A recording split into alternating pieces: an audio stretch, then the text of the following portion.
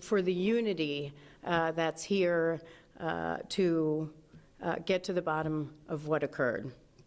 I also want to thank the Secretary of Transportation, Sean Duffy, who has been very engaged not only at DCA with that accident investigation, but here in Philadelphia, and the FAA Acting Administrator, Chris Rochelot. I also want to thank Governor Shapiro, Senator Fetterman, Senator McCormick, Congressman Boyle, Philadelphia Office of Emergency Management, Philadelphia Managing Director's Office, Philadelphia Fire Department, Philadelphia Police Department, Philadelphia Department of Licenses and Inspections, Philadelphia Streets Department, PICO, Philadelphia Gas Works, Philadelphia Department of Public Health, Philadelphia Department of Aviation, the School District of Philadelphia, Philadelphia Parks and Recreation, Philadelphia Commerce Department, Delaware Valley Intelligence Center, Free Library of Philadelphia, Pennsylvania Emergency Management Agency, the Pennsylvania State Police, the Pennsylvania Department of Transportation, the FBI, the Bureau of Alcohol, Tobacco, Firearms, and Explosives, the Federal Aviation Administration, the American Red Cross, the Salvation Army, and the Fraternal Order of Police. As you can see from this very long list, there is substantial support for this investigation. Now I'm going to turn it over to Ralph Hicks for a few minutes to talk about the flight, and then I will return to talk about the crash itself. Thank you, Chairman. So a little bit about the flight itself. The flight originated at Opelika, Florida, yesterday afternoon about 12 p.m. The aircraft arrived at Northeast Philadelphia Airport around 2:15 p.m. in the afternoon. It was on the ground for a few hours and departed runway 24 at about 6:06 p.m. And it was, like we said, it was dark at the time and instrument conditions. The aircraft climbed to about 1,500 feet above the ground. We were looking at GPS data on the aircraft, a slight right turn followed by a slight left turn, and then a steep descent towards the ground where it crashed. The entire flight lasted less than a minute.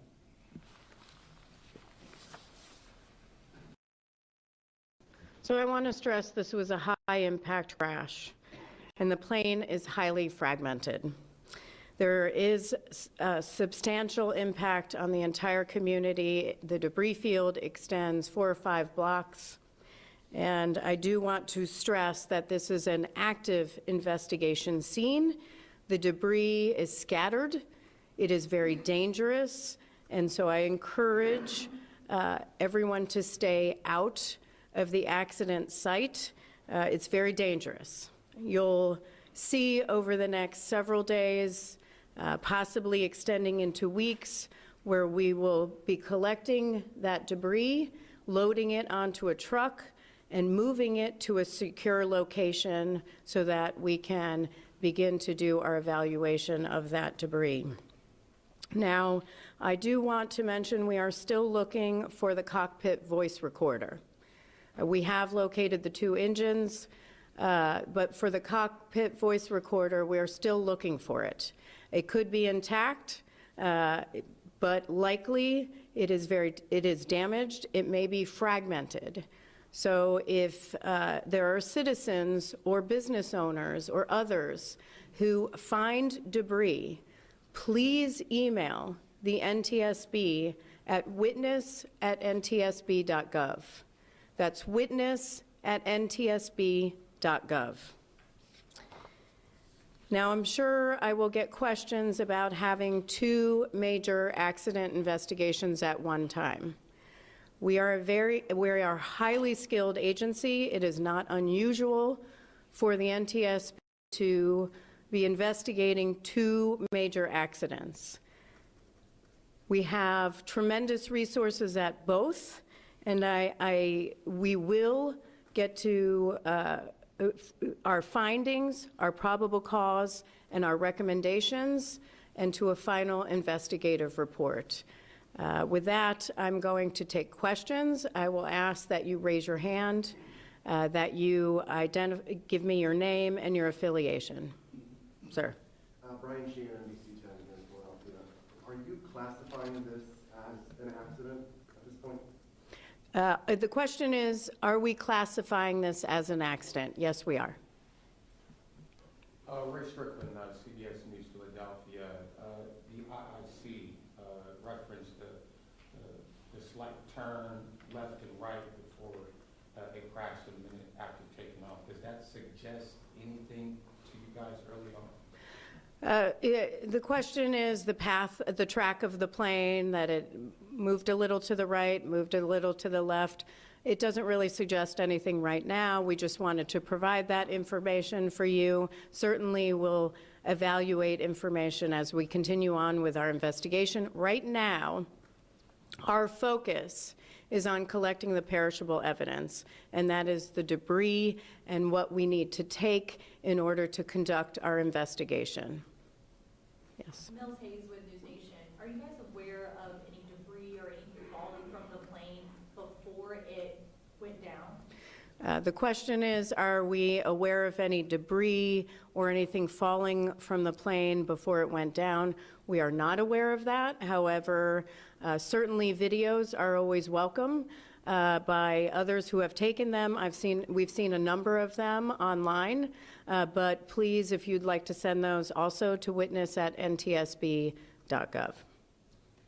Here and then here. Ellen Coelho, Fox 29 Local, Philadelphia. How helpful have neighbors or business owners been in this investigation? Have you talked to a lot of them? The question is, how helpful have neighbors and business owners been so far in this investigation? So today is our first full day for us as part of this investigation. Certainly our other partners here have been speaking with businesses and residents, but not at this time. We may eventually. Yeah. Here and then here. Brianna Smith at 6 ABC. Earlier today, city leaders mentioned that there was a remote area with debris where something happened with the aircraft. So can you elaborate on that? The question is on a comment that was made earlier about a remote area and something happening with the aircraft. I haven't seen that comment, so at this time I can't comment on it, but at our next press briefing we'll evaluate it. Yes. Jennifer Homendy, Jonathan Kersley from Channel 9 Australia. You touched on it briefly before. You're dealing with two major accidents now, two major collisions in the space of a couple of days. How do you deal with that? The question is, how do we deal with two major collisions in a span of days? We are a very small federal agency. Most people aren't aware that we only have 436 employees at the NTSB, and that spans all modes of transportation. For aviation safety, we have a number of investigators because our mandate is to do quite more than the other modes of transportation, where we're doing every civil aviation accident in the United States. We also do serve as accredited representative for foreign investigations as well. So in this case, we had to have a highly skilled team focused on certain areas that are at DCA for that plane crash, and then we have a number of other investigators that are not on call for that crash that we can deploy here. Just as a follow-up to that, Chair, are you adequately resourced as an organisation? Do you need more resources to deal with incidents like we've seen here in the United States in the last few days? The question is, are we adequately resourced as an organization?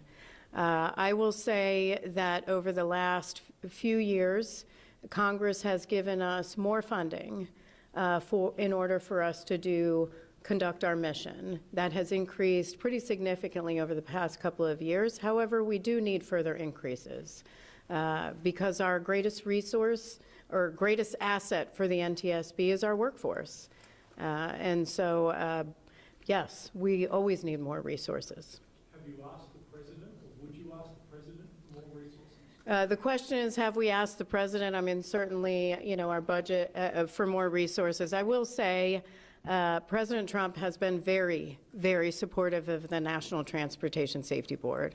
I did brief the President this week and he has indicated his strong support for the NTSB, which we appreciate, and we appreciate the resources we've been given. And certainly in our budget request, we will always hope for more. We'll see what comes. Yes. I know you said that you're still looking for the cockpit voice recorder. Can you just talk about how crucial that is in the investigation, and then on top of it, the condition that it's in? Yeah, so the question is on the cockpit voice recorder. The question is how crucial it is, what condition it's in. The condition could be fragmented, could be damaged.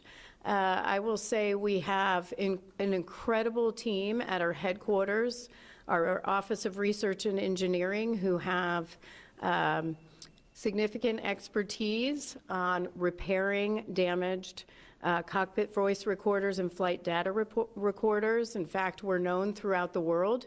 Other countries send their black boxes to us to fix. And so hopefully, once we can find it, that's the biggest question right now, we can take that back to our lab and evaluate it. How critical is it? Certainly it's critical so we can hear what's happening in the cockpit. However, it doesn't mean that we can't continue our investigation and complete it. We can. It's just a piece of our investigation that gives us more information. Yes. Are there any issues or any signs of issues communicated to the control tower before this happened? The question is, was there any sign of an issue, or was anything communicated from the flight deck to ATC, the air traffic control tower? No. Nothing was communicated. In fact, in the recording that we have, there is an attempt by air traffic controllers to get a response from the flight crew that they didn't receive. Okay.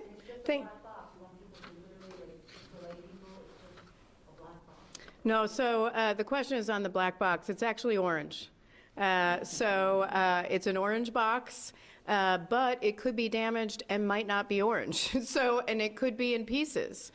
So that's why we are asking the public, if you see anything, any types of debris, because you may not know what it is, please email us at witness@ntsb.gov.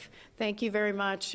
We will post on X when our next press conference is. Appreciate it.